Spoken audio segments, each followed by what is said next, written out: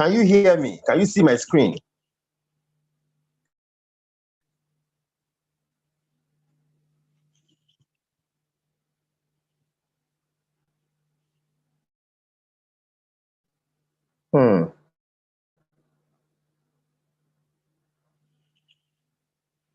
Hello?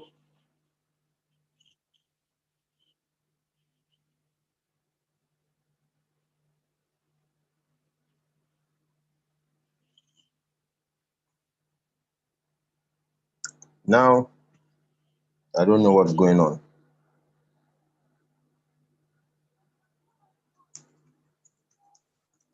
Everyone can see you and hear you now, sir. Oh, you cannot see. I've been calling, I've been saying hello, hello, hello. Can you hear me for a bit? And I wasn't sure. Can you see my screen as well? Everyone is muted for decorum. Okay, great. So Banji, can you see my screen? Clearly, sir. Okay, great. Apologies, I didn't know that. So now I can proceed. We've muted everybody so that I can talk and it will be uninterrupted. So I'm going to move on. Follow me until I get to the point where you need to join me. So Nigeria has some things about us that's not working well. Now, using Nigeria as an example, or the Nigerian example rather, we have a budget where we plan, in 2020, we plan to spend 10.4 trillion naira, but we only plan to make 8.4 trillion naira, in fact, 8.2 trillion naira. And so as a country, we plan to borrow or use other means to raise a balance of 2 trillion naira. Before we talk about Nigeria being an interesting country, doing something as silly as this, I just say many people do same on a regular. You have an income budget and an expense budget. Let me put it this way. You know how much you can earn in a month.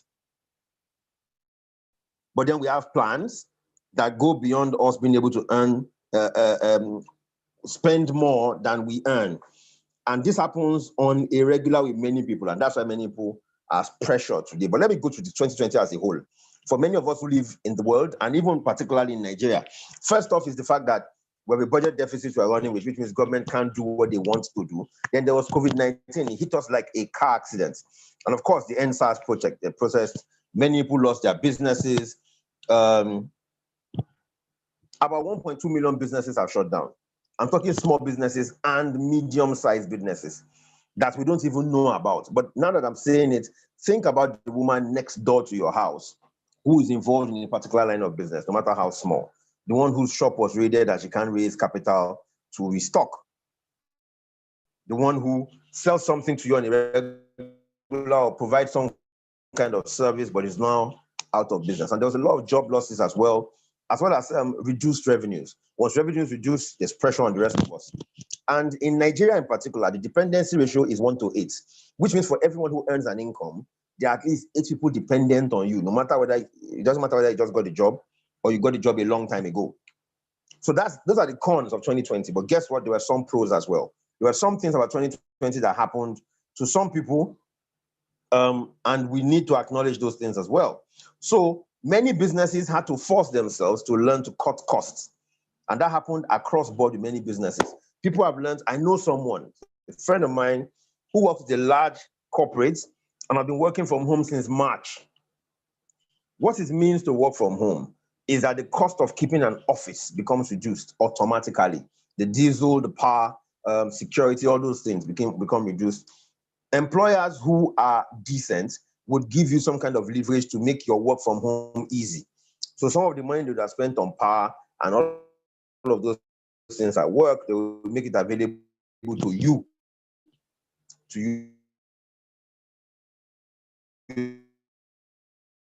at home. But bottom line is cost cuttings to do. Zoom was not known to all of us until the pandemic began. We knew now all talk and do meetings and naming ceremonies are holding on Zoom. You'll be amazed. And they've quadrupled their profits. Netflix has more subscribers than they ever had, and it continues to grow because content is moving there. Data has become life, and people are beginning to use that service more. Of course, as businesses were going down, a few other businesses were coming up.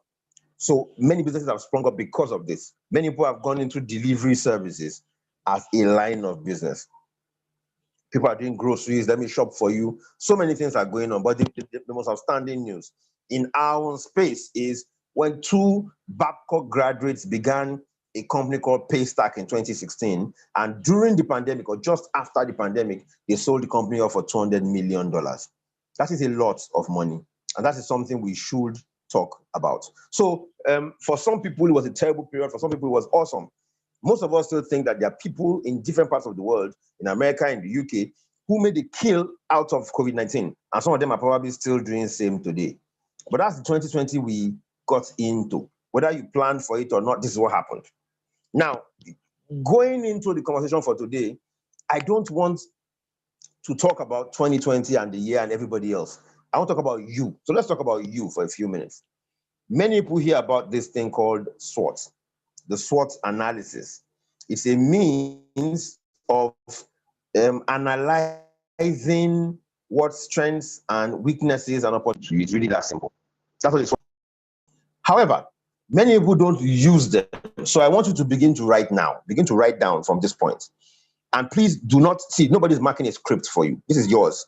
My task today is to explain to you how this works, to explain to you how this can help you as a person, and then you would use it. So let's start. Create space on your jotter now and write it down now. I will explain what each of them are. You must write, so at least you must write your strengths and weaknesses down today. Just write two of each of them. So your strength is essentially something you're good at, something you enjoy doing, and something you can do for free.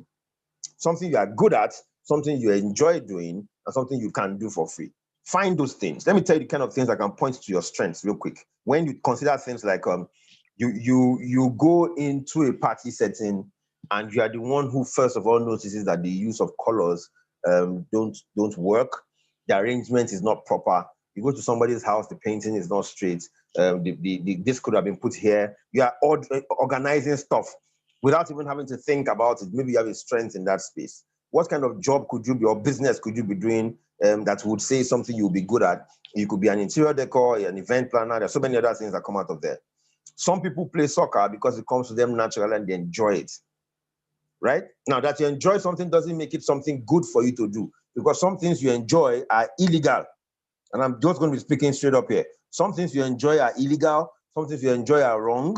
But if it's a strength to you, we want to identify it first. We can first gather all the information, then begin to separate the wheat from the chaff.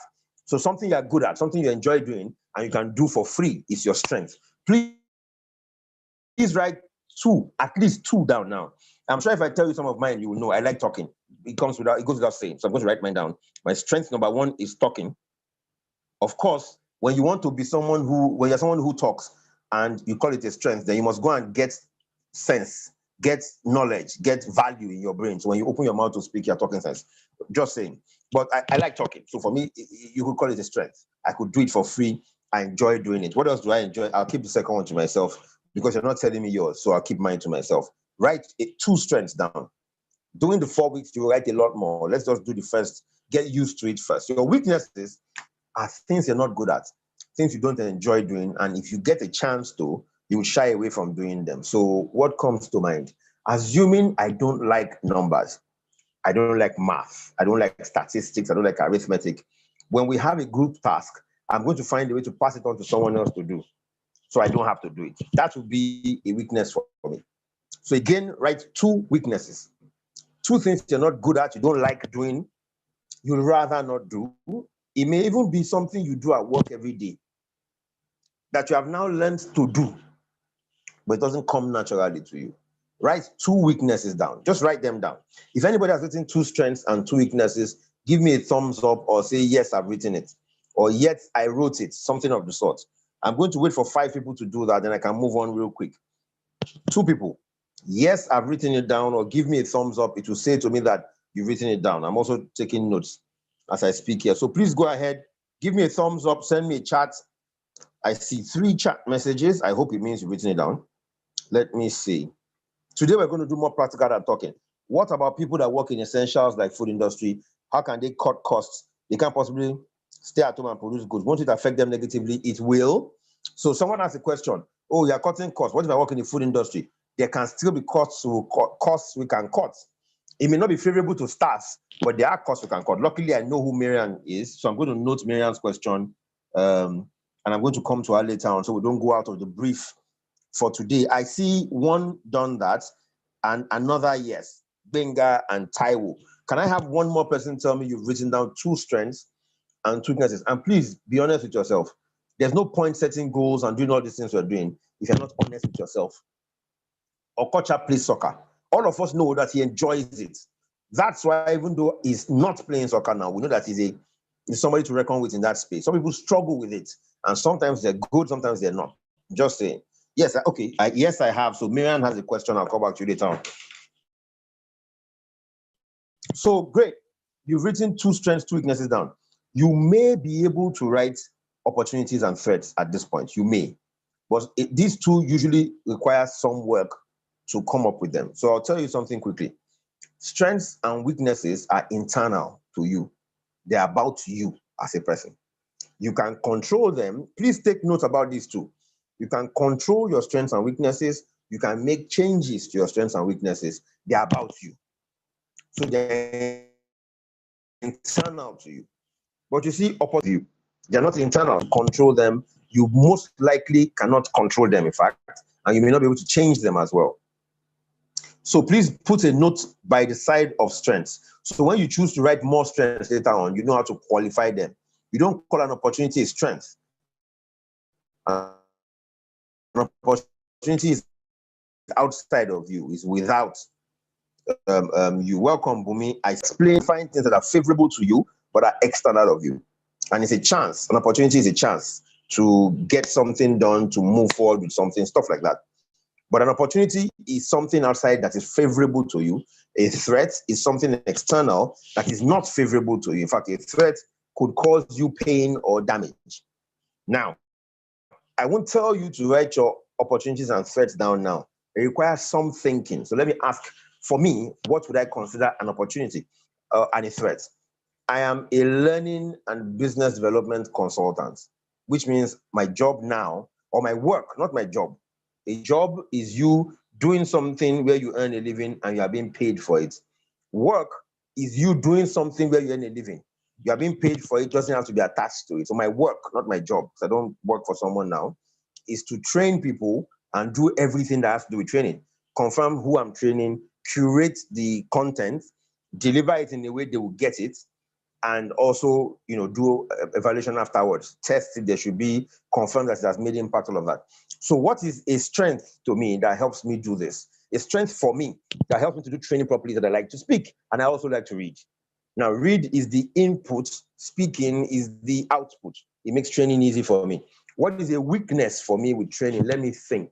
A weakness for me is to learn to stick to time. Because I have the strength of speaking, I can speak for 4 hours, 7 hours at once. So my first task today is to ensure that by 8 p.m. West African time, I send all of you off. And we can start off from there. So I need to work at getting that weakness out of the way. And I use many tools to work on that. I have a clock here with me. Okay, it's there. I can't get up to get it. I have a clock here with me. There's another one right next to me here. Can you see that clock?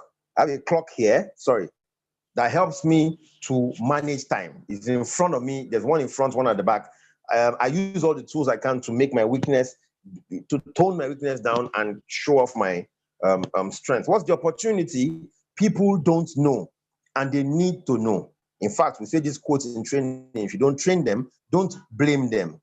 So people need to know, I know, or I learn so that I can train them. An opportunity for me. External of me, what's the threat? COVID-19 stopped us from going to classrooms to train in instructor-led trainings. But then we created something out of the threat, which is to begin to train online. So find yours. I'm just giving you my own example so you can fit it, but I need to move on real quick. So how does SWOT apply to you? How does it apply to you? You see, when you know your strengths, you would easily go in for things that allow you use your strength. When you know your strength, you take up jobs there, you upskill in the area of your strength. I can go on and on with how strengths grow you. It also means that when you start to work or start to use your strength, you would achieve more.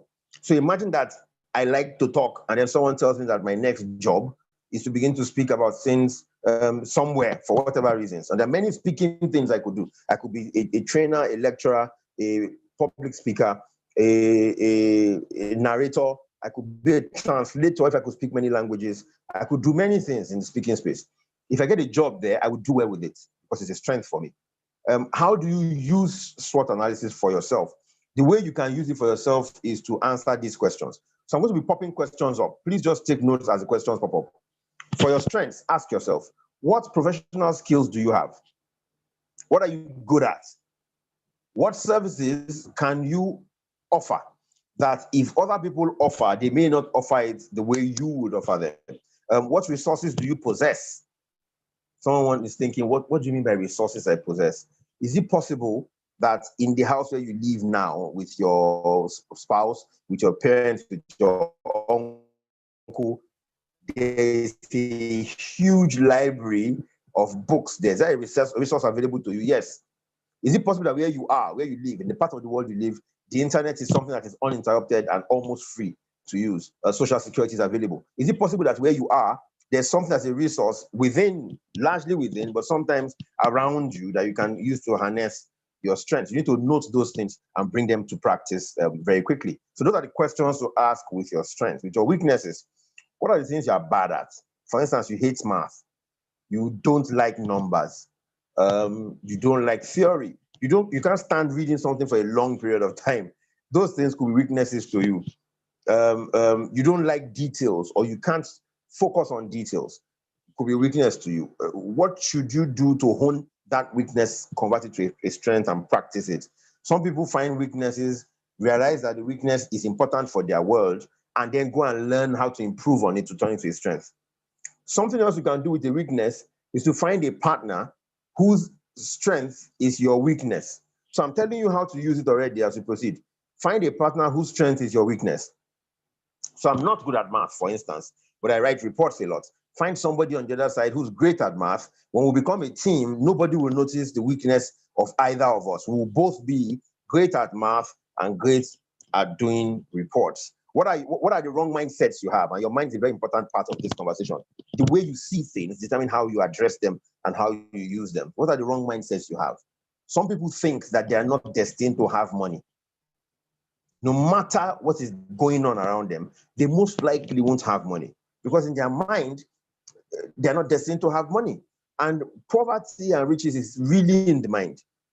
I'll talk a bit about that when we run through one or two other things, but you need to know that your mindsets, are they in sync with what's going on in the world today? Do they help you to move things forward? Is that the reason why you have a weakness in something?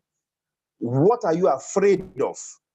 Could also point to a weakness. What are the things you're afraid of? You're afraid of speaking in front of many people. It points to a weakness. You're afraid of being put on the spot. You're afraid of something you do on your job. You're afraid of failure. Could be a weakness. You're afraid of not being perfect. Could be a weakness. What are the roots of those failures? You need to also find them out. Moving on quickly, opportunities. The advantageous parts of them. I'll ask these questions. What training programs are available out there that can help me to hone my skills with my weaknesses or improve my strengths? Can I receive better education, for instance? What can my employer or the person I'm doing business with now offer me to help me improve it? So imagine I'm an employee somewhere. If I find out that I have a weakness and I want to grow that weakness into a strength, I should look for opportunities within the system that will help me to grow change my weakness into a strength. Yes. So if, for instance, I work in, give me an example. I don't want to say bank is the example that comes to me the easiest. That's where I worked the longest. So assuming I work in a bakery, and in that bakery, I'm mixing dough, I'm breaking eggs, I'm turning flour, I'm doing all those manual stuff at the back end of the bakery. And I don't know how to produce reports. I don't know how to write reports at all. I don't have to write reports. If there's somebody in the bakery whose job it is to write reports and take stock and co, I could choose to learn the person's job because the person is in the same space with me. Because I want to know it. Guess what? If I start my own bakery, I must know how to take stock. In fact, I should know how to take stock more than I know how to make bread or bake pastries. Because manual people, many people can do those things. Taking stock will keep your business afloat more than just baking bread. Who can support you and help you around you? And you need people. You need to learn that you need people.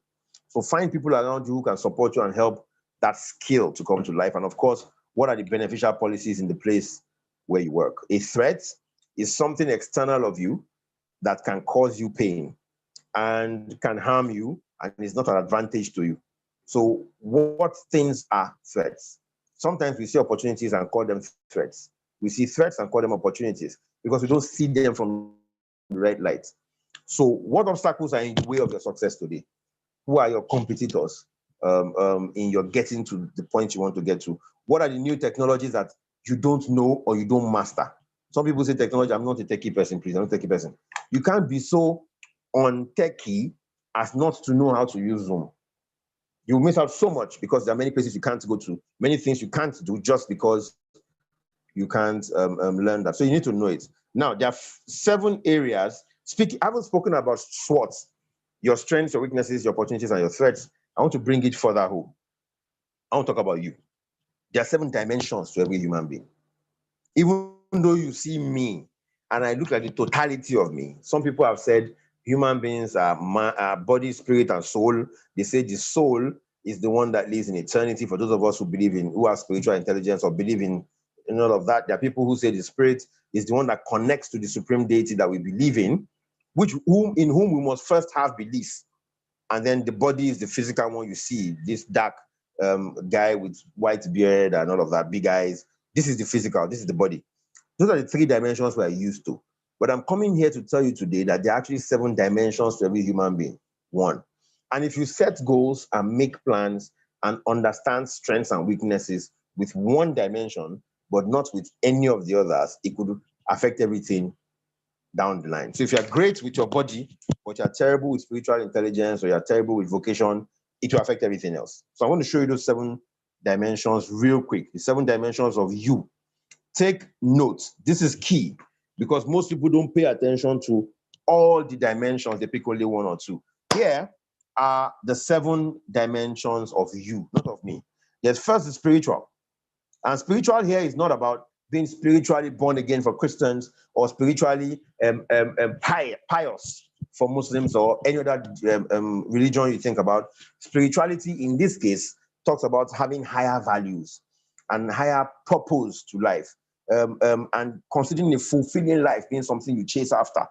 That's what the spiritual dimension of you is. Some people are so low in spirituality that they don't live beyond 1 day.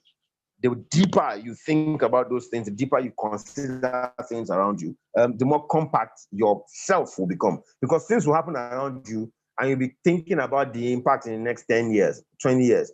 How does it affect my values? If one of your values is never to steal money, for instance, no matter how easy it is to steal the money, no matter how free it is, no matter how everybody else is doing it, you will not steal money. So spirituality, from the perception that I want to bring it to you, but it speaks to being good and holy as a Muslim or a Christian or a follower of Guru Maharaj or Krishna, but it first starts here, having higher values and higher purpose, and an unconscious, a very vibrant unconscious part to you. That's the spiritual part or the spiritual dimension of you. The second is the mental part, the thinking part. Now, here's the mental part I want to share with you. Your mind is not your heart, because there are many books who talk about the mind like it's the heart. That's not your heart. Your mind is a space in your head. Your head is your headquarters. All the messages that your body pulls together, they send it to your brain, and then your brain interprets it, and then your body, your mind, every one of those parts of you react to it. And your brain is an organ. I think you need to see my video at this point so I can point to a few things. Your brain is an organ in your head, like your heart, your lungs, your liver. In that brain is a space, like a room, where your emotions, your thinking, your imagination, your judgment, all those things collect in one room. That room is your mind. Your mind is your most powerful resource. Why do I say so? Between Christianity and Islam, the 2 biggest religions in the world, as far as religion is concerned, we both agree that Adam and Eve is a reality. And God created Adam and then created Eve afterwards. And they both offended God. I'm leaving this on while I'm speaking so you can write it down. And see, trust me, I advise you, write it in your own handwriting. There's something about writing something down in your handwriting that makes it jump at you the next time you see. So I'm leaving this up so I can continue to talk instead of letting it come out one after the other. So Adam and Eve left the Garden of Eden after offending God, eating from the tree of life. There are three theories I've drawn from there. The first one, I keep preaching this to everybody. The first one is that when Adam and Eve left the Garden of Eden, they left with nothing. The second one is that when they came into the world, there was nothing in the world that was man-made. Everything was artificial. Birds, trees, grass, water, fish, animals. So they came into the world truly with nothing. So they first came into the world made out of dust, in their nakedness. But when they came into the world outside of Eden, they also came into the world with nothing. And that's theory number 2. Theory number 3, everything that has been created that we know of from then till now was created from the mind of a man. The laptop I'm using, the earpiece, this lovely purple bottle of water, the backdrop banner, your clothes, your shoes, everything was created by man out of some level of natural things that were converted.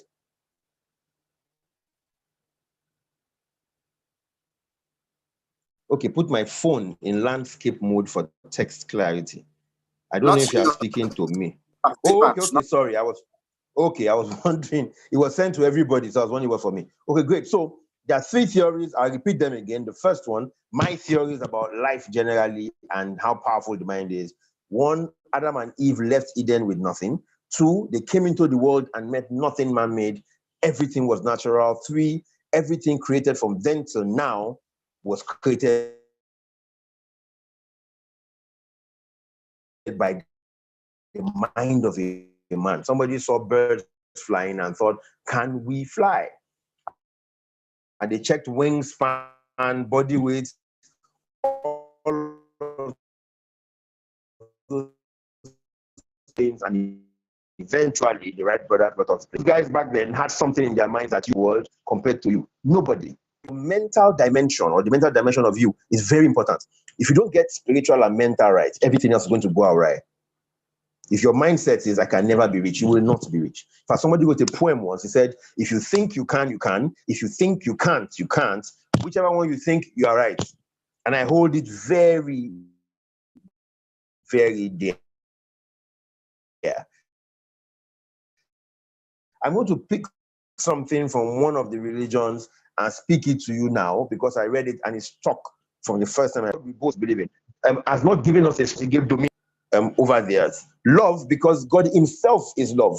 And then a sound mind. You see, the power and the love parts are more ethereal. They are more outside of us. The one that is really ours to hold on to and use to produce is a sound mind. So once your mind is sound, the mental part of you is okay, you can connect to all the other dimensions. So you live in either your work or your profession. And it could be a calling. If you're a pastor and imam, that could be your vocation.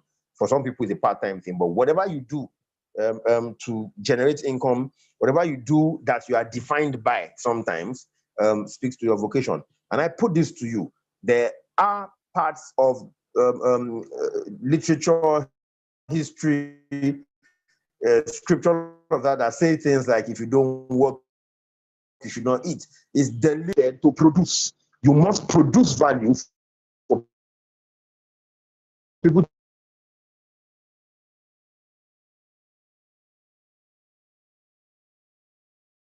to give value back to you. So maybe you spent years struggling, and I'm not going to claim that I'm not struggling yet, but the truth is you must produce value. Money is an exchange of value. Money is not value in itself. The way to attract money is to produce value and give it to people, and they will give money to you. Some of you are here between money actually, and we gave you a reason to understand.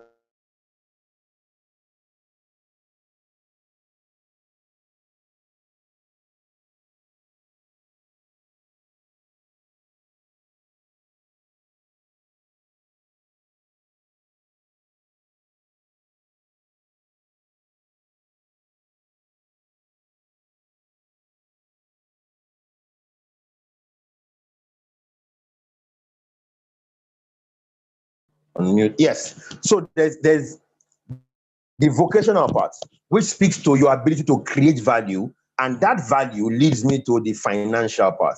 You cannot have wealth or financial freedom except you are creating value or you're a crook. One of the two. You're either creating value or you're stealing value from other people. There's no other way around it.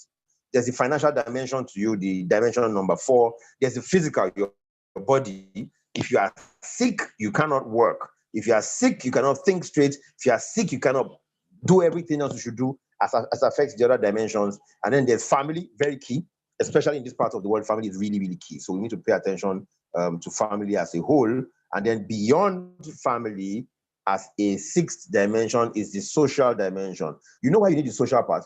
Everybody needs people. You need people to help you produce the value you produce, help you sell what you produce, buy what you produce, save money from what you produce. Everything you do, people must be a part of it.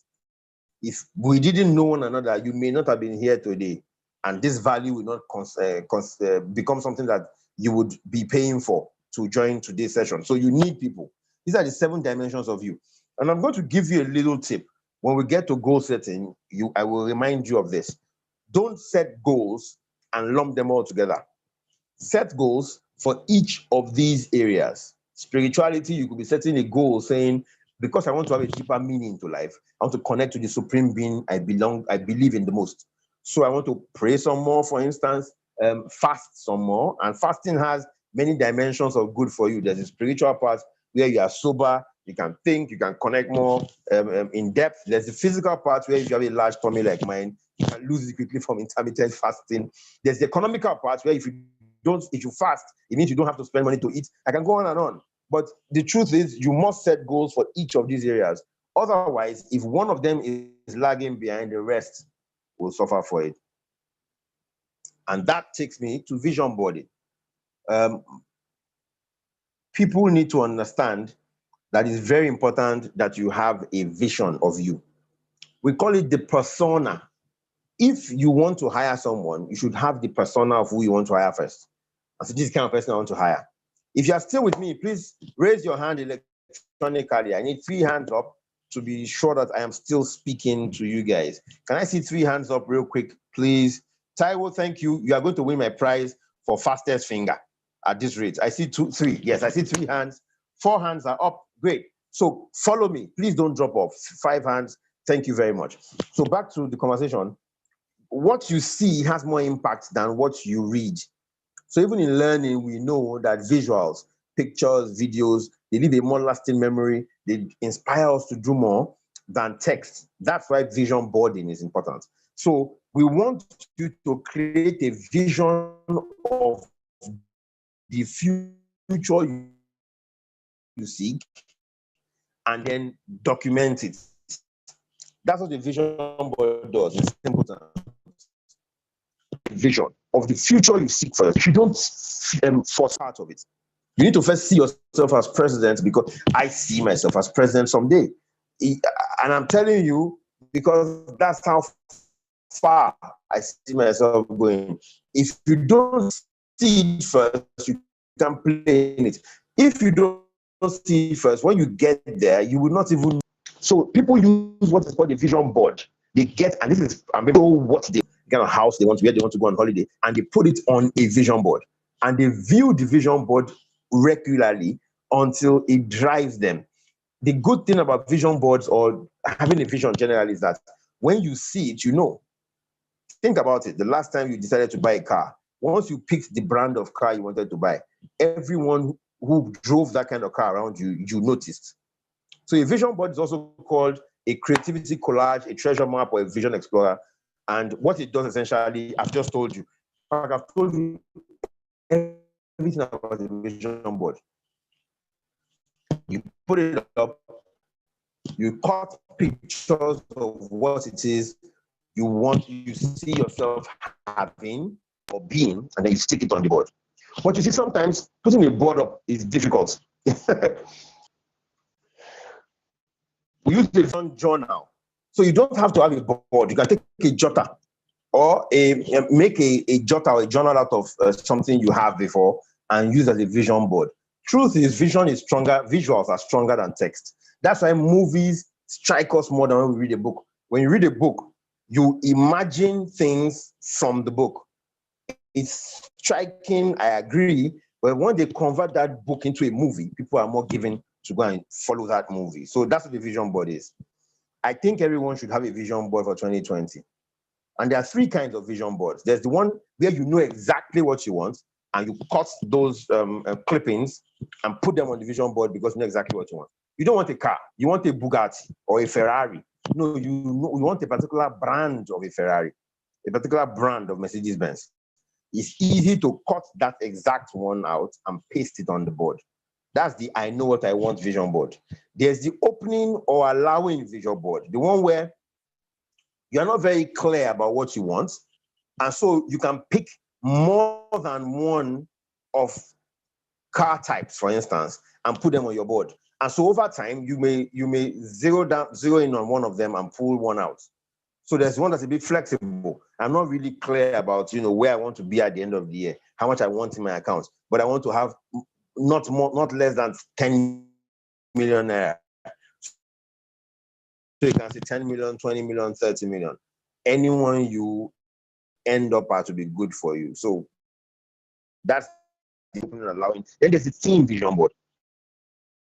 Instead of the specifics of what you want in life, you identify the theme. It's like saying just in masks, pumpkins, capes with long teeth. Everything that when we see it, it depicts the theme is to have what's a theme party we'll do in Nigeria that is not foreign, because we do a lot of things that are foreign and we call them. Help me, type in the chat section what you would consider a theme party in Nigeria today. But when they call that theme, we all come dressed like that. Good, old school. Someone just whispered one to me. Old school. If we say the theme of a party is old school, we all come in boot cuts and wigs and flaps and shirts with long, large flaps and beards and all of that. Long board where you again want to be this kind of person, not this person. And then you can also put that on the vision board. Those are the options that you have on the types of vision boards that exist. But I think we should all have a fantastic. David, thank you for that. If they say your kids should come to school and look at superheroes, you dress them in Batman, Superman, even the superheroes we don't know, like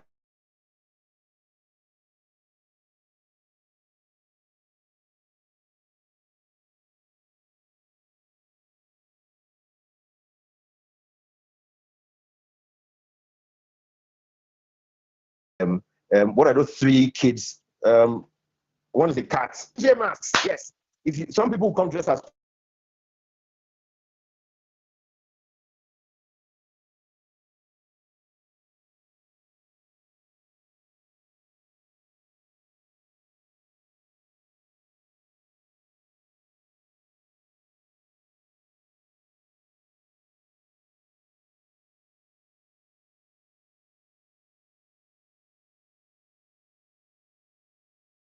Hello, sir. We can't see you.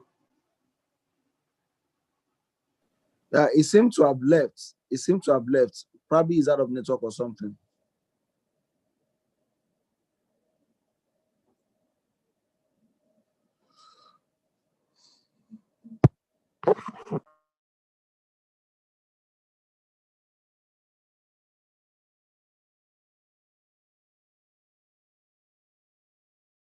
Can you hear me yet?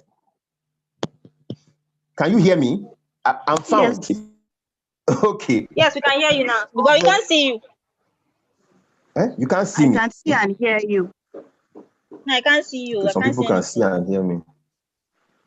Okay, don't see me. I'm not important. What I'm showing you is what's important. So let me go back. Let me go back to what I was showing you. Tell me if you see what I am showing you again. Okay, great. So you can see my screen. So back to vision boarding, so I can go past this quickly. I'm going to have you do a vision board. Now, what you will do is simple. You write what you want first. And this is the process. Write what you want down first.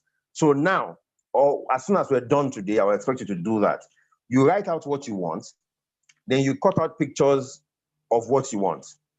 And find them. And today is even easier. Go on the internet, find the picture, download it, print it, and then cut it out. But please get a picture. Don't write car. No, write. Find a picture that depicts what you want. Then paste it on the board. If you can't use a board, because sometimes boards are difficult to hang on walls and stuff, get a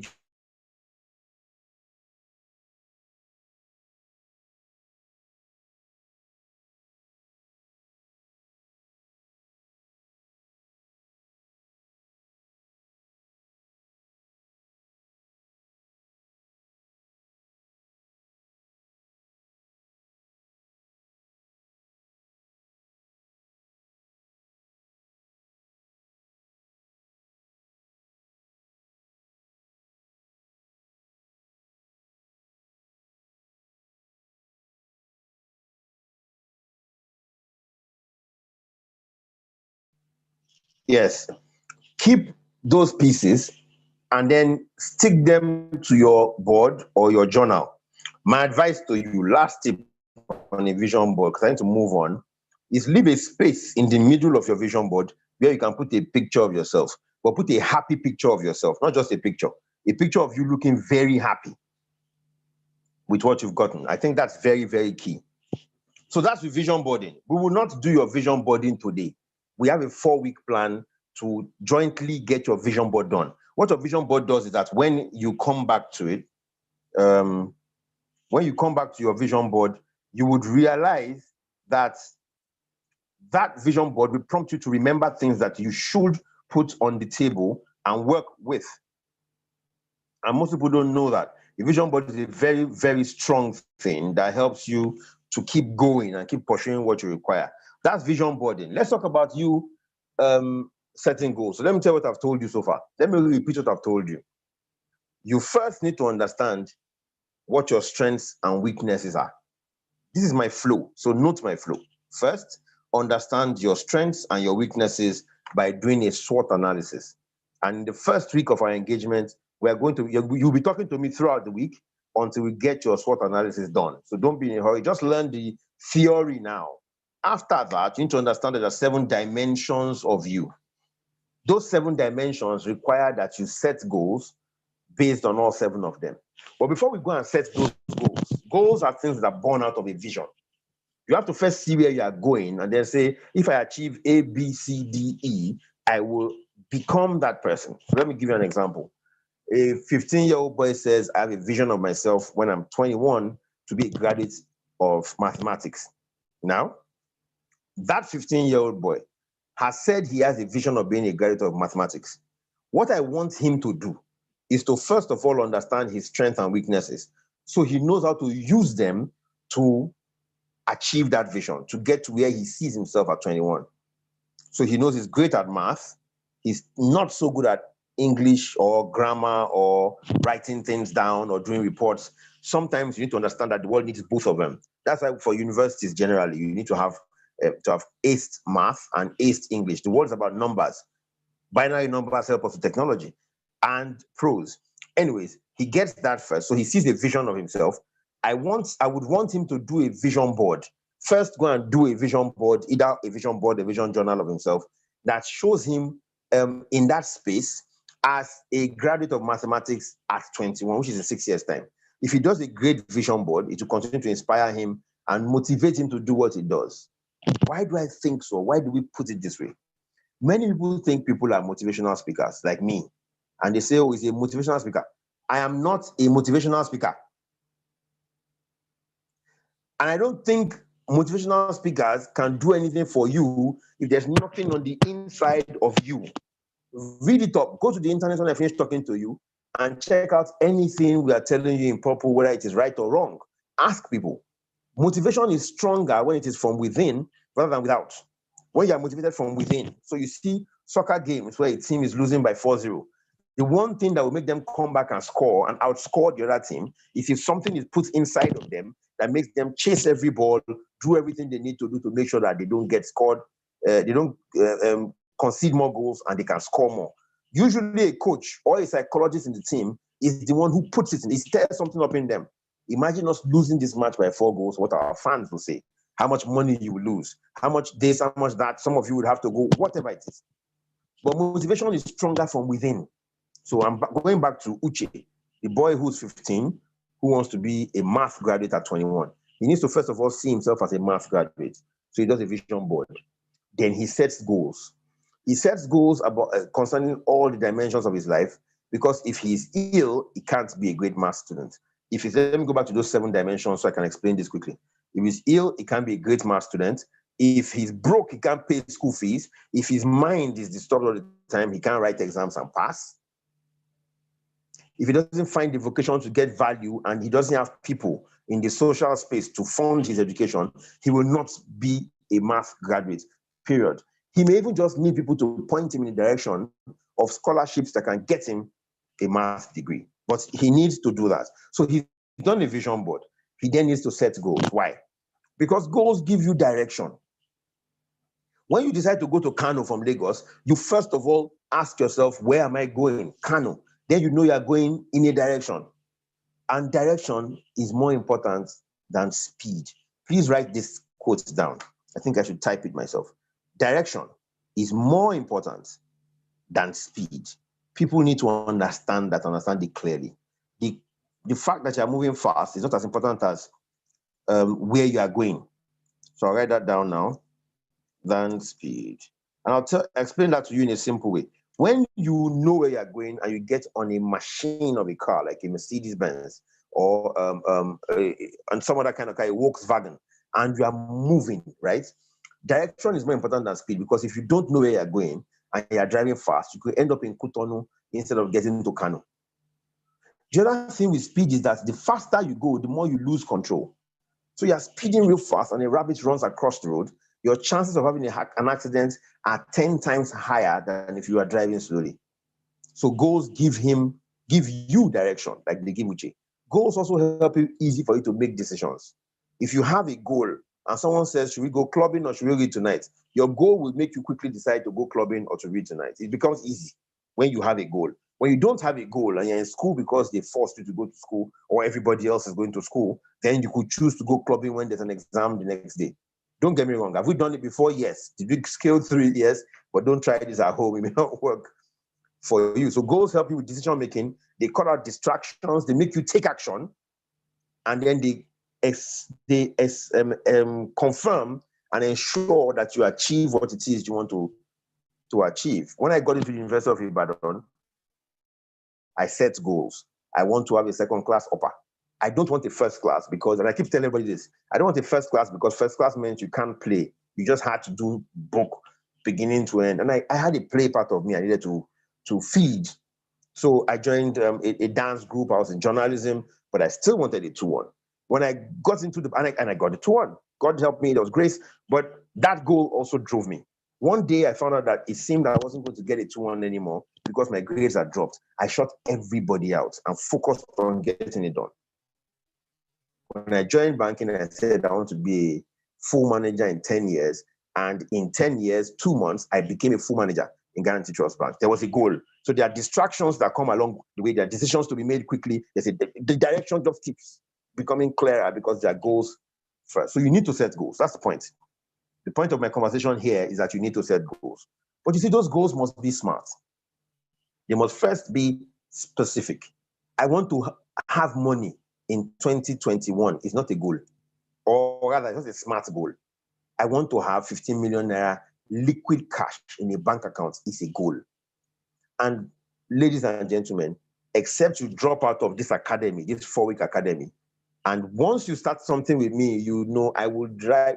Some of you know here that if we're in something together, I keep going at it. We must all do it. You have to set a specific goal in those dimensions of your life, including how much money you want to have in 2021. The goals must be measurable. What you don't measure, you don't do. If I can't tell that, how do you even know you've done it if you don't set a measurable goal? So the goals must be measurable. The goals must be attainable or achievable, as they say. And people say, why not set stretch goals? Goals that stretch you. I think you should set stretch goals. But let me tell you the risk of setting stretch goals. You don't check the resources you have today and you set a goal, you will never even attempt to meet it. So case in point, a guy today who's 27 says he wants to be president of Nigeria by 2023. Audacious goal. And we all kind of believe that he probably can. Maybe everything he requires is available. He needs money for campaign. He needs a great campaign team to make him look good. Tell us the right stories. He has only one house in his village. He has only one bank account. He never wore shoes. Whatever stories he tell us. He has all of that going for him. He has the qualifications and all of that. So the goal looks like a specific president in 2023, and there's an election that year anyways. It's measurable. Anything less than president, he didn't achieve it. Is it attainable? I can give you one reason why it may not be attainable or achievable. What if the guy is 27 today and the Constitution of the Federal Republic of Nigeria says you have to be 35 at least to contest to be the president of this country? Can he become president? No. If he does not check that part out, he would have set a goal and continued focusing on that goal, doing everything he can around that goal, only to find out one day in 2022 that he's not even eligible to be president of this country.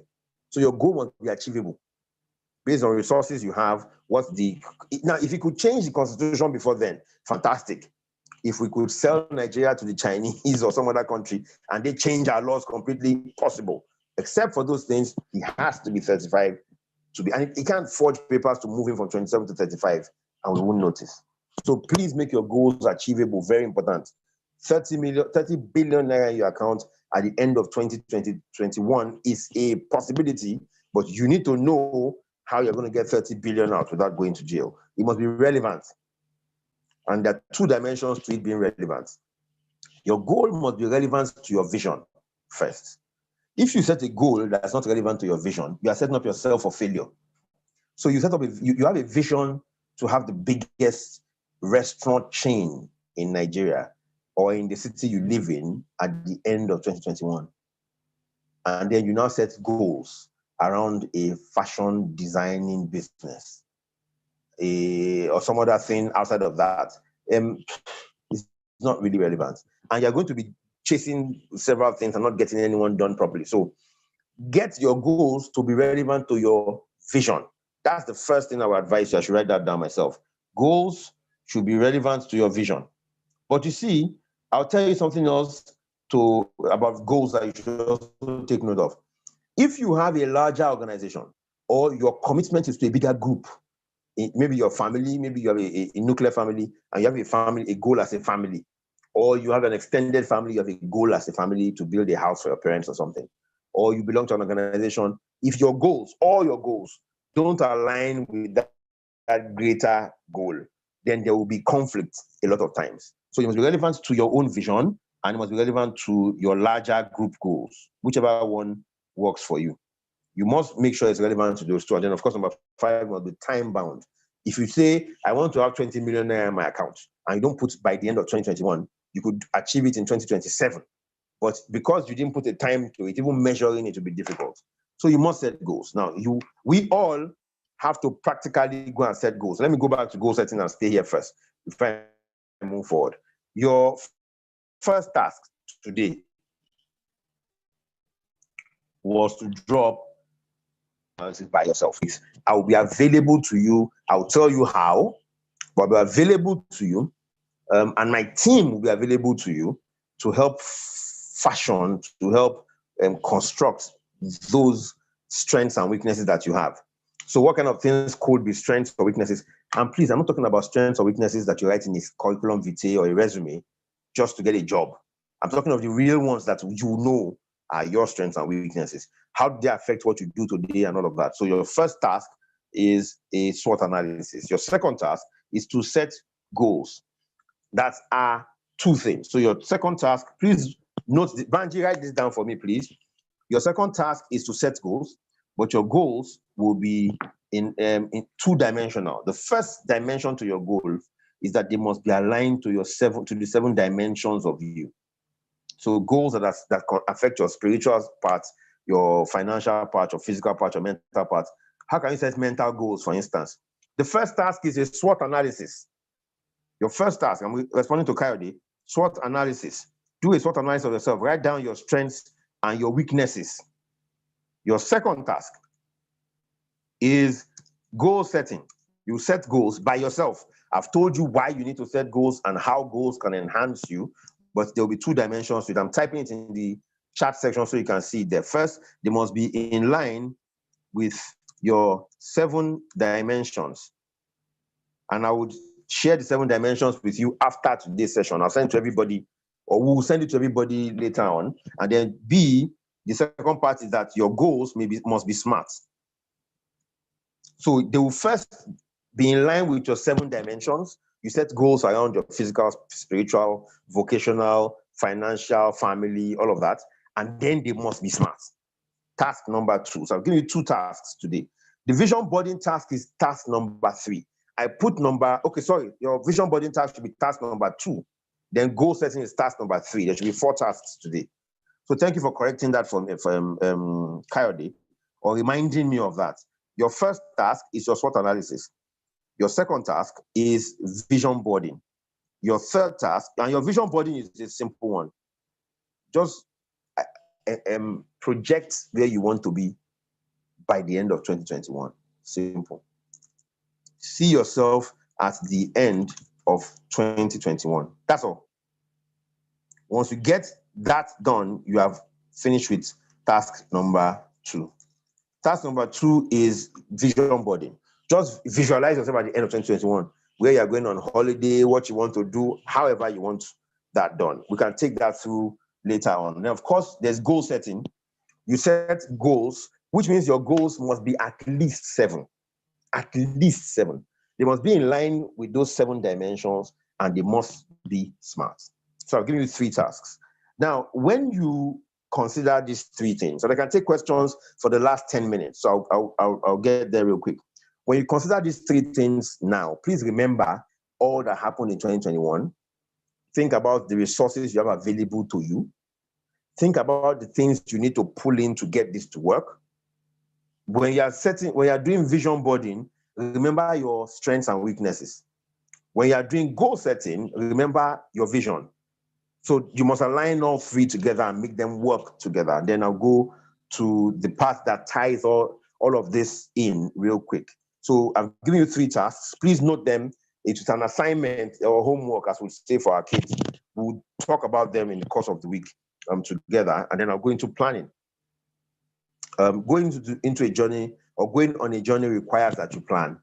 In fact, there are quotes that say, he who fails to plan plans to fail. So many people were talking about this session during the week and saying, what's the point in planning anyways? After all, man proposes, God disposes. I'm not sure that is written, like that. But the truth is this, and I want you to understand this from an animated point of view. You see, the wind is not targeted at people. The wind just blows, and the wind blows all of us together. What happens with people? I'm a job. 1, I like water sports. 2, and I've also watched certain movies like Moana, the cartoon. If you've seen Moana, please just say yes or type Moana in the chat section. I like cartoons, forgive me. So I know something I'm going to tell you which is profound. The wind blows everybody. The wind blows everybody. The wind blows everybody the same way, the same gust of wind, strength of wind in the same area. What happens to people who have direction or who have set goals is that they set their sail in such a way that the wind blows their sails and takes them where they're going. Remember all those things about Moana? You're not giving the stars a high five. You're doing this thing. I don't know if you guys remember those things we are doing in Moana, but that's fact. In sailboats, when they use sailboats in the sports or they use sailboats in real life, what they do is they don't have an engine. They just take a boat, put it on the water, and then they set the sails. So the wind is blowing this way. They set the sails so the wind can blow them that way. You must do that. That's what goal setting does for you. That's what doing all of this does for you. The pandemic hit everybody. Some people came out better because of it. Their businesses evolved. They understood the strengths they had that they didn't know they had before. And I'll tell you 2 stories that speak to the pandemic thing when we're coming to a close. You need to set your sail. So you need to get direction. Direction is something you must have and prepare for, be clear about from the blast of the whistle. If I'm going to Kano, I must have a plan. Am I going by air? Am I going by a road? Am I riding on a donkey? Am I walking if I have strength for it? Is there an Okada option? Is there a waterway where a boat can take me through? Can I fly?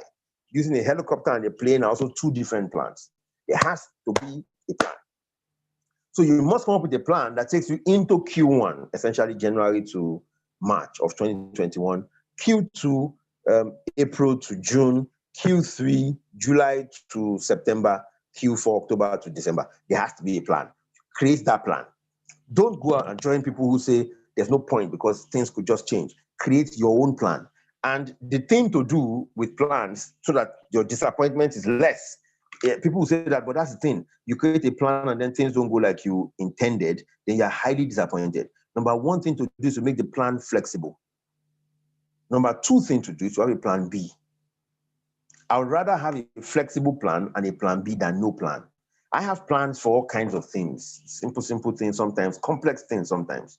Have a plan. It's extremely important that you have one. You don't have one, it means that you cannot achieve your goals to start with.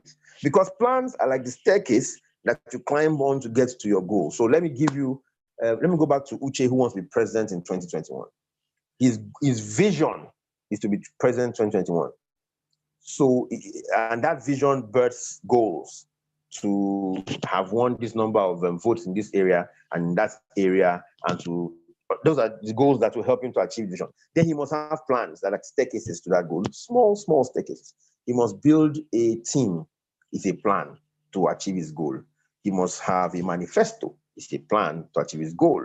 He probably needs to learn a bit of the major languages in Nigeria if he wants to be heard properly. He doesn't want to go to the north and be speaking English to them only. He must be able to speak a bit of that language, a bit of as many languages as he can. So he has a plan. Plans help you like a staircase to reach the first floor and second floor and third floor of your goal. Plans also set direction and get your priorities right. So there's a quote I like to put out every now and then that you need to focus and avoid distractions. You focus on what's important, distractions go away. Focus does this. If I'm focusing on this screen now, what's going on in this area of my room? Let me put my hand in these areas around me here. I can't see because I'm focused. That's what focus does. Goal setting and planning force you to do that. They set your direction right, your priorities become clear, they enhance decision making at every level. When something is going on and you need to take a decision, should I go and see this guy on the mainland so we can talk about this business? Or do I need to give more time to the work I'm doing on my laptop so I can beg him so we can do a virtual meeting instead of me driving all the way? In Lagos, you could spend 5 hours going in one direction. 5 hours is productive time for somebody who has a plan. Somebody who doesn't have a plan, let's go, they go. Let's stop, they stop. They go with everybody. And if you are around people who have plans and who have goals, they will keep going in their own direction. You will be going nowhere. When you also have plans, when you have goals and you plan, it will make everybody else align. People will know, see, over time, those who would help you or follow you to achieve your goals will stay. Those who won't will fall aside. It doesn't mean that you are shanking people, as we like to say in this part of the world, or you are being arrogant or proud. If your journey is this way and theirs is this way, you can't go together, period. And then it helps you to move faster when you have a plan. You already know that there are potholes in this part of the road. You can slow down at the appropriate time and maneuver the potholes and go on. Those who don't know get into the potholes and then are forced to stop at the end or after they've gone past that pothole. So planning is something we must do. And I'm not going to force you today to do a plan around your goals, but I'll show you how to come up with a plan. And then after that, we'll talk about this 4-week plan. So I'll keep this 4-week plan in your face for the next 5 minutes or 3 minutes thereabout while I talk about how you can come up with a plan. So task number 1, I need 3 people to unmute themselves. One person would unmute him or herself and say, task number 1 is X. I shouldn't even stay here doing this because you can read it off the screen. So what is task number 1, task number 2, task number 3? 3 people quickly step up to the plate. Task number 1. Great. Okay, so identify your goals, and your goals must be SMART. Pause. Please say your name. Who just spoke? Sorry, Marian. No, say your name first. Marian. Okay, Marian Jagade. Marian Jagade, how are you doing? Fine, thank you, sir. Great. So pause. So you said tax. Do you want to repeat it, or you want? Is that your final answer? No, that's not my final answer. Do you want to ask the audience? Okay, go ahead. No, Repeat it. no. What's My task final number one? answer. My final task number one is do a SWOT analysis. Thank you. So task number one, do a SWOT analysis. Task number two, who wants to help me with that? Tax Benga number Adesina. My name is Taiwo. Benga Adesina, I heard you first. Benga Adesina, go ahead. Okay. Vision boarding. Project Vision yourself at the end of 2021. Fantastic. Task number two, create the persona or the vision of yourself at the end of 2021. 2021, not 22 yet. Task number three. David Otsu, task number three. Set goals based on 7 dimensions. Okay, I had 7 dimensions on somebody, even though I had Coyote's name. So who said 7 dimensions? Can I? What's your name? I did. I wouldn't go with that because you actually said it's not about setting goals in the 7 dimension, but setting smart goals in the 7 dimension. You can set in goal. You can set goals. Now there's 3A and there's 3B.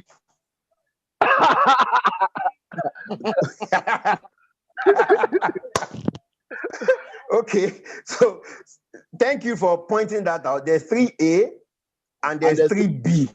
So you said both, but you said it like a potpourri. So the person who said 3 and 3B is who? Let me see who that is. That's Oludayo Taiwo. Go ahead and express 3A and 3B. Okay, 3B is setting goals. Setting goals, rather. 3, set goal number. So what's 3A? Setting goals. So 3A is setting goals based on the 7 dimensions. And 3B, fantastic. The goals must be smart. Fantastic. Thank you very much. Somebody says, a comedian I know says Plufik. Thank you very much, Oludayo. So now we get it. Your first task is to do a SWOT analysis. So start tonight. Write down your strengths and your weaknesses. Please don't do it for me. Do it for you. Let me tell you, it will be much easier for you to communicate with the rest of the world when you do this. They won't ask you, so what are your strengths in an interview, and you're thinking about it. You can even have 10 strengths, but you tell them the strengths that align with the work they want to give to you. Not the strengths that, one of your strengths is dancing. They want you to come and be a banker. Who gives, forgive my French, why is your dancing strength important to the people in the interview panel? It's not. So you would know the strengths that you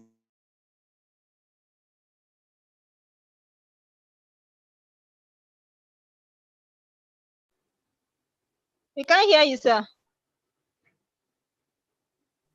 I'm sorry, I muted myself and I didn't know that. So I was saying this. I said it's very important that you know your strengths and your weaknesses. Don't know it just because you are worried about when they ask you at an interview, you shouldn't think. Do the ones that are real, not the ones you put on a CV. Write it down. And let me tell you something. There's a quote, a Chinese quote that says, the faintest scribble is greater than the sharpest memory. I'll write it down later on the chat section. The faintest scribble is greater than the sharpest memory. Write your strengths down. Write your weaknesses down. When an opportunity comes your way, you would know that it aligns with your strength and you can take that opportunity and make the best out of it. If an opportunity comes your way and it's something you are weak at, you can take a quicker decision. Should I ignore it, or should I find somebody who's good at it and plug myself in the midst of it? I can bring the person who has the deal and the person who wants the deal together and make it spread. I'm not doing anything wrong, but you know your strengths and your weaknesses. And then you also need to be clear about your vision, what you want your life to look like at the end of 2021. And then thereafter, we'll talk about setting goals across those 7 dimensions and ensuring that they are smart. Let me give you one quick tip about a resource you would require in 2021 to help all of this happen. Networking. But this is not a networking session. In January, in the second week of January, I think, there will be a particular session about networking only. I think you should join that session. We will talk about how people can curate, write down and specify the kind of people you want to have in your life and deliberately go out to meet them. I'll tell you a simple story. Today I came in from Ibadan because I went to Ibadan on Friday and I had a speaking engagement on Saturday. I spoke to entrepreneurs at a session on Saturday. We finished late, I went to sleep, woke up this morning and agreed with my host that I could come in public transport. I agree. I said, see, let me go in public transport. I don't think it's fair on you for you to drive me all the way to Lagos and then drive back to Ibadan. I got into a regular vehicle that had 3, 6, 7 of us and the driver, an SUV of some sort. And on the way, we began to have a conversation. 2 of the people I didn't talk at first, but 2 people in that vehicle just relocated. They relocated from the UK before the pandemic or late last year. Somebody was somebody who does catering. They call her something Olowoshibi on Instagram. I have her details. The 2 people next to me, one sells cars. We were doing stuff and they were talking, and I got involved in the conversation because one was a baker. By the time we left that vehicle, all 7 of us had exchanged numbers. I engineered that we exchange numbers. I will be providing consulting services to somebody who has a school and someone else who has a bakery and someone who needs to hire a driver now, because I hire people, or we hire people at Purple Training and Consulting. Networking is extremely key. Middle of January, there'll be a course around that. We would have other things you can plug into, but remember, you must learn to network and be deliberate about it. Go out. Networking doesn't happen on Instagram and on Facebook alone. You go out, you meet people. You organize stuff, you go and join stuff, you volunteer somewhere, because the people around you will bring opportunities your way that your strength can help you to build. So that's something you must pay attention to as we proceed. We've unmuted somebody, so let's please mute them back. I'm going to wrap up in 2 minutes because we need to keep 10 minutes clear for question and answer and shut down at exactly 8 p.m. And I think it's 10 minutes to 8 p.m. according to my time. It's about 7:42 now. So here's the 4-week plan we are going to go through. But before I tell you about the 4-week plan, let me pause. Let me pause for 5, 6 minutes and take questions or comments about you can't complete your assignment in school, or there's something you don't understand. And you ask the person, sir, please, I don't understand. Why the exam work done? So I have a question. You have a 5-minute breather to ask me about the question, and let's both agree on how you get it done. So you can unmute yourself one after the other, or better still, you know what? Let me unmute you if your hand is up. So if you want to ask a question, raise your hand. When you raise your hand, I would unmute you, and then I would have you speak. But for the next 5 minutes, you have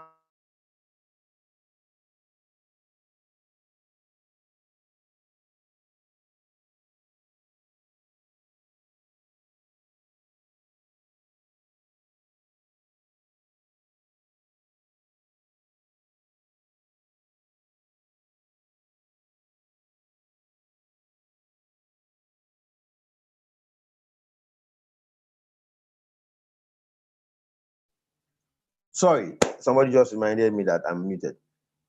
Drop the faintest clue. Thank you, Banji. Drop your question in the chat section or raise your hand and ask the question about any of the tasks we've put out already today. And let me unmute you so you can speak. I'm going to allow you to unmute yourself now.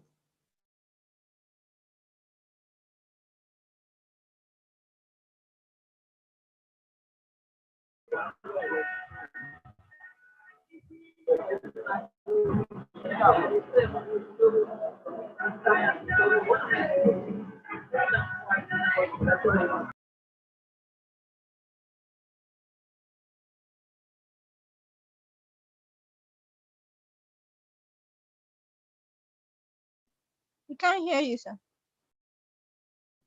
Hello, I had no idea that I'd muted myself. If you have a question, somebody's hand is up. Kyle Derenikashi, please unmute yourself and ask a question.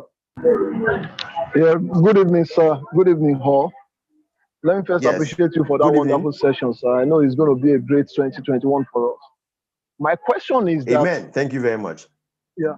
Talking about SWOT analysis, when you look at Nigeria environment, we look at the volatility in our environment. And sometimes what you actually look at as opportunities, which is external, and threats, sometimes they turn vice versa. An example is this government policy of closing the border and allowing people to be able to grow most of the products that come from the land border.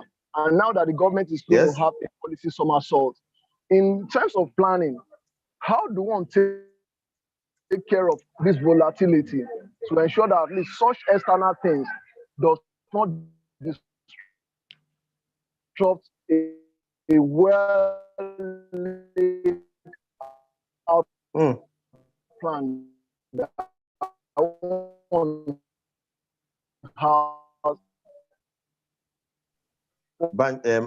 Sorry, I said Banji. Kayode, your sound is a bit blurred, so I can't hear you properly. So I think I get the idea of what you're saying.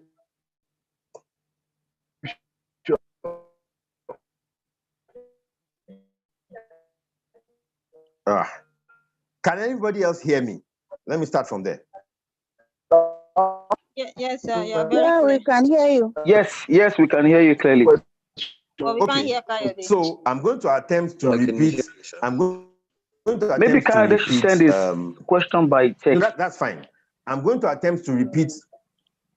Can you hear me? Can you hear me now? Yeah, we can hear you. We can hear you, sir. We can hear you. Okay. So Kayode's, okay, great. Yes, sir. Kayode's question was, how do you plan effectively in a volatile space like Nigeria? I may have to mute everybody again because I can hear background sounds from people. So let's mute everyone, which also means I'm going to mute myself. Hold on 1 minute. Okay, yes. So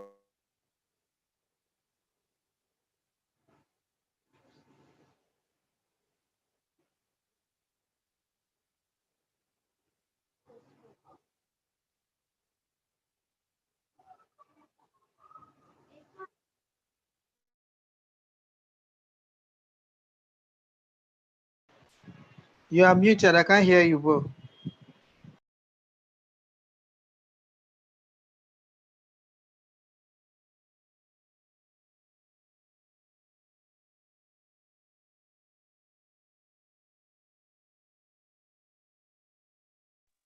can you hear me now? Yes, I can. Yes, I can hear you now. Okay, I apologize. I didn't know that I was muted. Okay, great. How do you plan in a very volatile economy or in a very volatile space like Nigeria, where people can wake up one day and say, this is what we want to do, and then a policy changes it? I think the first thing to note is that your plan, right, must be one that is flexible. So a lot of people have plans and say, oh, I'd like to do this. This is what we want to do. This is how we would like to run our year. But the plan is very rigid and then things change. I don't think it's something we should say is a Nigerian thing. The world over, everybody who had plans in 2021 must have been how they disrupted one way or the other. So the first rule for me is make your plan flexible. And I'm writing down as I'm speaking. Make your plan flexible. Whether you want to have a plan that can be altered, scaled up, or something else can be done to it, your plan must be flexible. Why do I say that? Even with the planning you're going to be doing with us, there has to be a plan that focuses on how many resources or how much resources you have now and resources you can garner later. So case in point, people plan to start a business. I advise people always, your business should be one that is scalable. If there's a reason, and I'm not talking scalable here, your business should be one that is scalable. So you can start small and choose to scale when that comes or that becomes an issue. So the first thing is your planning must be flexible.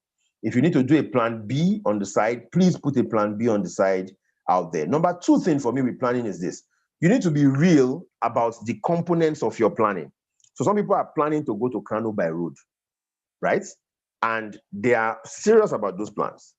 But they've attempted to do that, planning to use a car that cannot get them beyond the lorry, or they don't have the resources to buy fuel to get them all the way to Kano. Volatile or not, your plans will go belly up.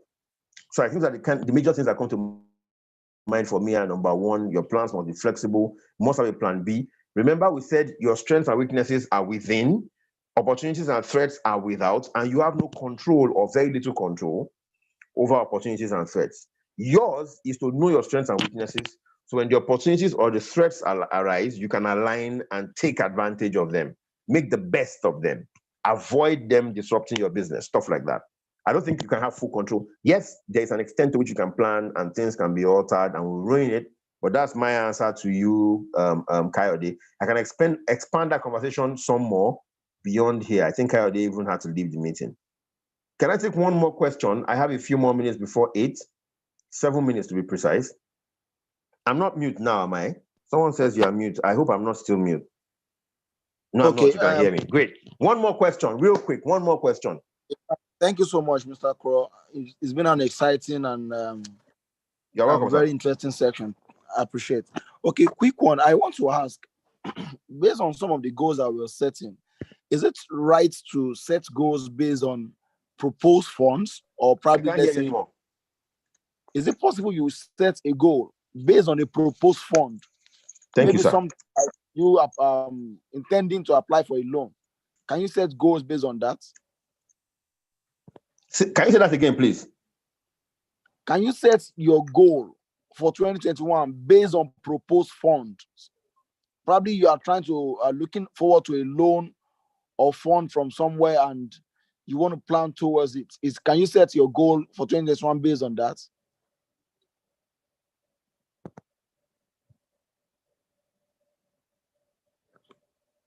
I don't know if I'm being heard.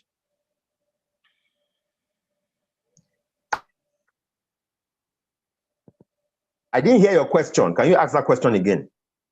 Okay, let me put it this way. I'm asking that we're setting goals based on somebody asked a question. Can you hear me now? Yes, it's blurred, but I can hear you. Go on. Okay. My question is it possible you set your goal based on a proposed fund? Okay. Looking forward to getting funding or a loan from somewhere, and you want to plan your 2020 based on that. Is it right? It's right. I'm not sure that gets the question to the end. It is right to do that because you must plan to get the funds from somewhere. But I'd advise that you don't plan to get the funds from only one source because that source could fail. So for instance, you plan to expand your business and someone has told you, don't worry, when we get to that point in time, come and pick up X amount as a loan or even as an investment. Something will go on with that person because that is also an opportunity outside of you. It's external to you. So what I would advise you to do is this. For each of those considerations, I would say have 3 funding plans and keep all 3 close to heart. Guess the best that could happen to you. All 3 of them could come through and you have 3 times the money you need.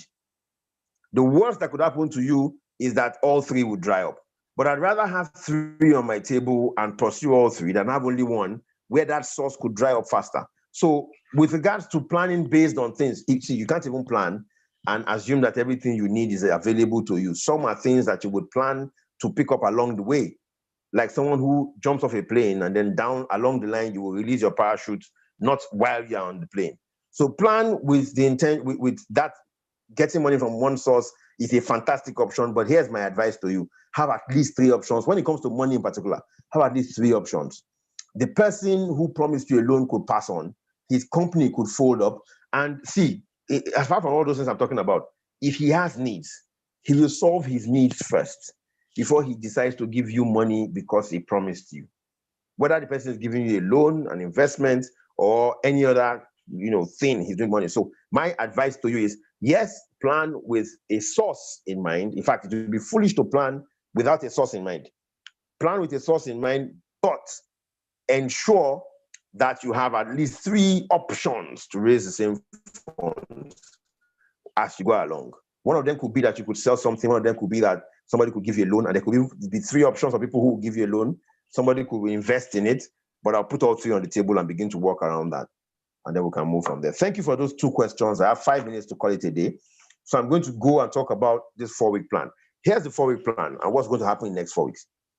Week 1, which starts on Tuesday. So you have a breather on Monday. We'll spend Monday putting a group together on social media, using your phone numbers. We'll put a Telegram group up, not a WhatsApp group. And the reason why it's a Telegram group is because we want to put things in the Telegram group that you can come to look at 2 weeks after and you'll still find it there. If you join after we began, you will still be a part of the Telegram group. So we'll do a Telegram group first, and then we'll all be there. You don't have to share all your details with everybody there, except for the team. The team right now is myself and Banji, who collects the data, tells what we'll do with it. I give, to a large extent, give the recommendations and the rest. But I also have 3 people who are not necessarily people I also would go to for advice and who would give me insights. No, try this, don't do that. Because we have a huge faculty at Purple Training and Consulting, about 17 people who train people who are consultants and who are do a lot more than I do. So we'll get that information passed across to you. But in week one is from this week Tuesday to next week Tuesday. We would have you take stock. So first of all, write down your 7 dimensions and fill it up with the things about you that you know that concern you and you are aware of, and also do your SWOT analysis. So I'll give an example of the stock taking with the 7 dimensions. I could write spirituality and write there that I don't pray enough and I don't go to church enough. And I think those 2 things would help to enhance spirituality. Or I don't read the good book, observe some particular prayer or some hadith that I should pay attention to. So I would say it could also mean that I really don't focus on the deeper meaning to things. I just take things on the surface level and move on. I write them down. So week 1 is stock taking. You can't choose to improve on anything until you know where you are. When we get your SWOT analysis done and you have written down, curated your own 7 dimensions, we'll then move to week 2. Week 2 is that we'll do the proper goal setting. We'll set goals, we'll do your vision journals or your vision board. I assume most people will do vision journals. And then we'll begin to set goals in line with those 7 dimensions. So your homework is not coming at once. You'll be taking time to do it. Week 3, we'll then review the resources you have today. Where are you now? What things can help you to achieve those goals? Is this one achievable? Is it? And we'll do one-on-one where necessary. We'll do group where necessary. We'll come into a group and give you the chance to say things like, somebody I know plans to do something. What do you think? So we can provide an answer that addresses your own issue. But we'll collectively, as a team, do this in week 3. Then in week 4, we'll endorse your goals, and then you can go into 2021 with that. You would not have a New Year resolution. You would have a book full of things that you can achieve in the course of the year, and will take you into a year where no matter how the wind blows, you will be more firm because you'll be well rooted in what it is you want to do. That's the intention for today's session. Thank you very much for joining us. I'm going to stop sharing my slides now so I can see everybody's face. On the one hand. On the other hand, some people couldn't join us today, naturally.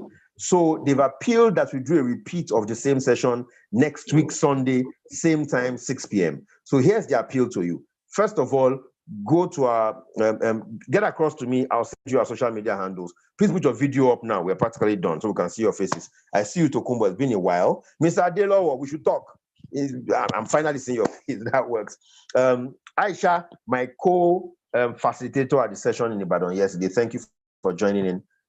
Jude, maybe, Bumi, Dandy, Banji, my personal people, my darling wife, Oluwaseun, she's also here as well. Temi Tokwe, we're connected from Olatunji. Please go back to him and tell him a great thank you. But please do me a favor. Send us a comment. Give me feedback about today's session by talking to me. I'll send you a link later on. You can use to give me feedback or go to our social media handles, do all of that. But apart from that, if you know somebody who had a very terrible 2020, beg them to join us next week. Next week is the last repeat class of the same thing. 6 to 8, not a minute more. We'll do one again on Sunday at 6 p.m. If there's anybody you know who you think requires this kind of getting their brain together and thinking, and see, the truth is this, even if you don't have a dime, you don't have any money at all, it's possible if your mind is working for you to get past next year. You can sell things to people in your estates. You can network and begin to sell things to people who don't have them. And I'm talking about real life examples. Somebody who had nothing and found out that bananas were a very important thing around him and walked somewhere, got someone to supply bananas, gave them the bananas they wanted and made his own spread. You have everybody, like Moses was told, what is in your hand? There's something in your hand that can create value and attract money. Maybe you just haven't found it out yet. Find it. But I'm going to thank you for this session. It's 8 p.m. on the dot. My own way of sorting out my own weakness is to set a goal. So here's one weakness of mine. I talk sometimes beyond the time allotted to me.